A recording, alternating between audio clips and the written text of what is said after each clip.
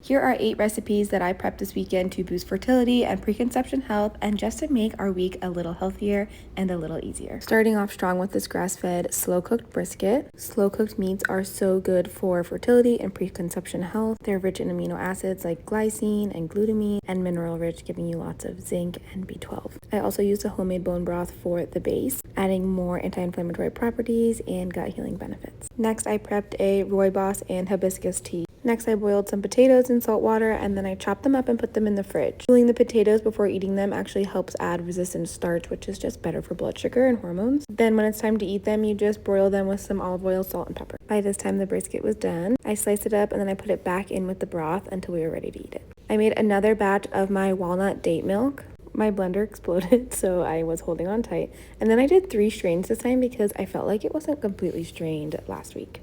I did a little taste test with the rest that couldn't fit in the jar and it was perfect. All right, so I'm very excited about this. Over Labor Day, I was gifted some sourdough starter and I fed it all week, and this is my first loaf going into the oven. I was making gluten-free sourdough for a while because I was really cutting out gluten, but it is way more difficult than regular sourdough. Quick chug break because I was so thirsty. And now back to G's ginger shots. That's what I am naming this portion. Gareth loves ginger shots and he will buy them for every day of the week unless I make them, and I would rather make them for him. Next up is a shaved carrot salad with olive oil, apple cider vinegar, salt, and pepper. This is great during your luteal phase because raw carrots flush out excess estrogen.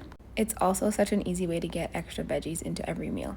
And finally, the last thing I made is just a bunch of ground bison with onions and peppers for extra fiber. I added garlic powder, soy sauce, and a little paprika. This is just easy for bowls throughout the week or quick lunches. If you've made it this far, you can see my beautiful loaf. Please give me tips. I feel like it was a little doughy.